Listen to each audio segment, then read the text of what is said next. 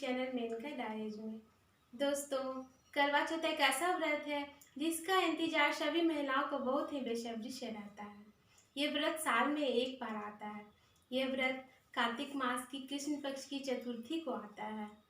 यह व्रत औरतें अखंड सौभाग्य प्राप्त करने के लिए करती हैं। इस व्रत की शुरुआत करवा चौथ के दिन सूर्योदय से ही आरंभ हो जाती है। इस व्रत की शुरुआत सास द्वारा दी गई सरगी को खाकर की जाती है। सरगी को हम सूर्योदय के पहले ही खाते हैं।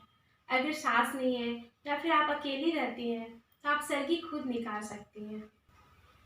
सरगी में फ्रूट, ड्राई फ्रूट, मीठा या फिर मीठे में जो आपको पसंद हो वो खाकर इस व्रत की शुरुआत कर सकती हैं। इस दिन सूर्योदय से पूर्व नहा धोकर शुद्ध वस्त्र पहनकर शंकर परिवार की पूजा आराधना की जाती है। शंकर परिवार यानी माता पार्वती, शिव जी, कार्तिक भगवान और गणेश जी की पूजा विधिवत की जाती है। इस दिन करवा माता की भी पूजा की जाती है। करवा माता की पूजा दोपहर में या शाम में कर सकते हैं। चंद्रमा अर्घ देने के पहले शाम से पूर्व करवा माता की पूजा जब भी आपको सुविधा हो उस समय आप कर सकते हैं। करवा माता की पूजा में करवा माता की तस्वीर रखी जाती है। अगर आपको तस्वीर उपलब्ध नहीं हो पा रहा है तो आप दीवार पर इसकी प्रतिमा बनाकर इनकी पूजा कर सकते हैं। इनकी पूजा में इनकी व्रत की कथा सुनना भी अनिवार्य है और इनकी पूजा के समय ही चंद्रमा में देने वाले अर्घ्य की सारी तैयारी कर ली जाती है। तैयारी में थाली में जो सामान अरेंज किए जाते हैं उन सभी को सुंदर से अच्छे से डेकोरेट कर लिया जाता है। जैसे छन्नी हुआ, छन्नी को सुंदर से डेकोरेट कर लेते हैं। दिया हुआ या फिर थाली हुई, सभी को डेकोरेट करके करवा माता की पूजा के समय ही थाली को वहाँ पे रख दिया जाता है। करवा चौथ में जिस छन्नी से हम चांद को देखते हैं उस छन्नी को भी सुंदर से डेकोरेट किया जाता है।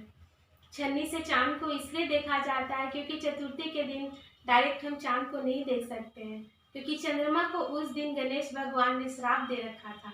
इसलिए सीधे हम लोग चंद्रमा को चतुर्थी के दिन नहीं देख सकते हैं। छन्नी में जो हम दिया रखते हैं वो दिया आटा की होनी चाहिए तो ज़्यादा अच्छी है। उस दिया को भी हम डेकोरेट करते हैं। अब शाम के समय चंद्रमा में अर्घ डालने के पहले महिलाएं अपने आप को बहुत ही सुंदर ढंग से तैयार कर लेती हैं। वह हर तरह की श्रृंगार करती हैं, मेहंदी कर लगाती हैं, अलता लगाती हैं, अपने आप को एकदम दुल्हन के जैसा सुंदर रूप बनाकर तैयार हो जाती हैं। जो औरतें पहला बार इस व्रत को करती हैं, यानी कि शादी के बाद वो पहली बार इस व्रत को करती हैं, वो इस व्रत के दिन अपनी शादी का जोड़ा ही पहनती हैं। इस दिन अधिकतर लाल रंग के ही वस्त्र पहने जाते हैं। काला और सफ़ेद वस्त्र एकदम नहीं पहनना चाहिए। राजस्थान में और यूपी के तरफ नीले और ग्रे रंग के वस्त्र को भी अशुभ माना जाता है। इसलिए इस दिन जितने भी ज़्यादा भड़कीली वस्त्र हो उस दिन उसी रंग के वस्त्र का यूज़ करना चाहिए। उस दिन महिलाएं हर तरह का श्रृंगार करती हैं और अपने आप को एकदम दुल्हन के रूप में लेकर आती हैं। फिर सभी महिलाएं एकत्रित होकर गाना गाती हैं और अपनी थाली को भी अदला बदली करती हैं। थाली की अदला बदली वो अपनी बाईं और थाली को घुमाते हुए करती हैं।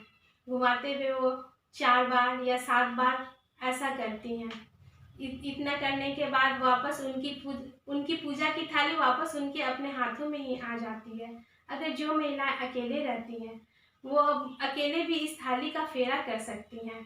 अपनी बाईं हाथ में थाली लें, उसे वापस कलश के बीच में रखकर वापस दाईं हाथ में थाली को लें। इस तरह वो 4 बार या 7 बार इस प्रोसेस को करके इस विधि का पालन कर सकती हैं। चंद्रमा निकलने के बाद सबसे पहले छन्नी से चंद्रमा को देखा जाता है। उसके बाद इसी छन्नी से पति को देखा जाता है, क्योंकि पति को परमेश्वर मानकर ही उसकी पूजा की जाती है।